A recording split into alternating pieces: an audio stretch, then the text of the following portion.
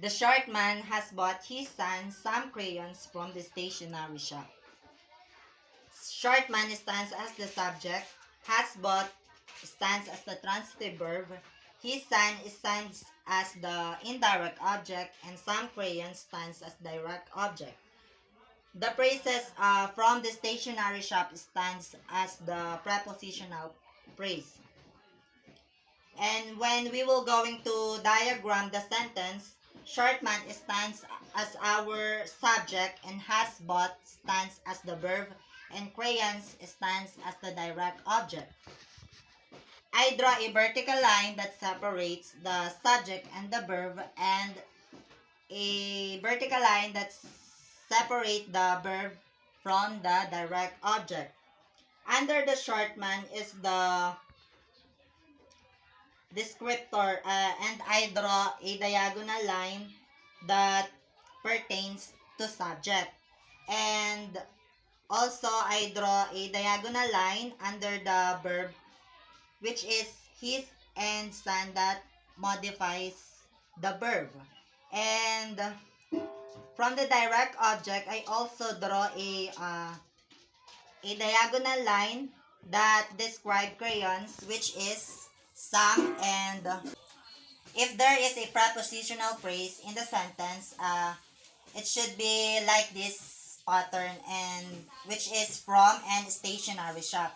And under the stationery shop is the descriptor, which is the that pertains to the stationery shop. Number 26. He has never told his brother the secret. Our subject is he, and transitive verb has never told, and his brother stands as the indirect object, and the secret stands as the direct object.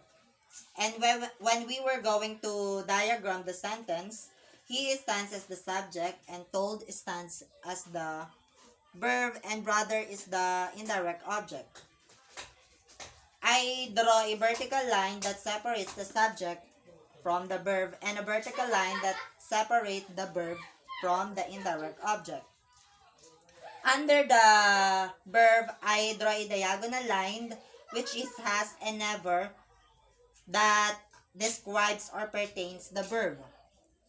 And under the brother, I draw a diagonal line, and which is his, the, and secret, that pertains the indirect object.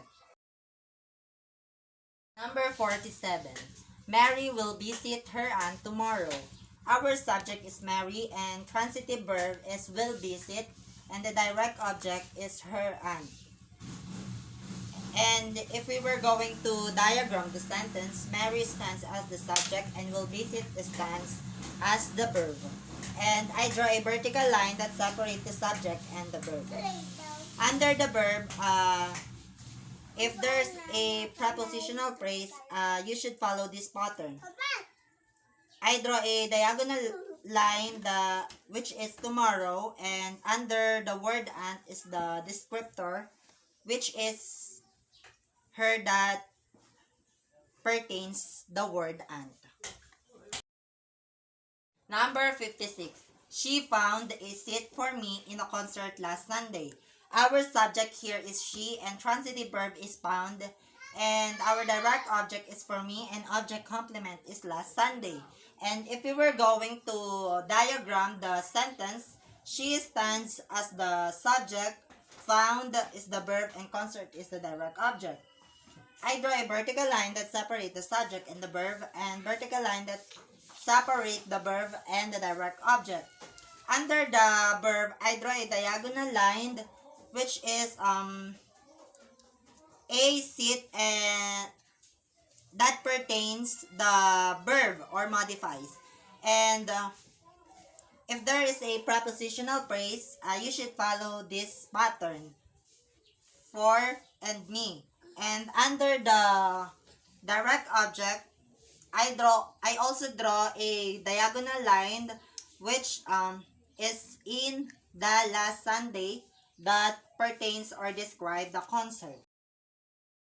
Number 83. The chairman seldom arrives on time.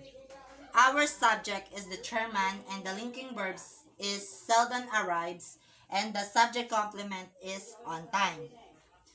And if we were going to diagram the sentence, chairman stands as the subject and arrives stands as the verb. And I draw a vertical line that separates the subject and the verb. Under the subject, I draw a diagonal line which is the descriptor, the word that pertains the chairman. And under the verb, I also draw a diagonal line which is the word seldom. And if there is a prepositional phrase, you should follow this pattern, which is on the diagonal line and time.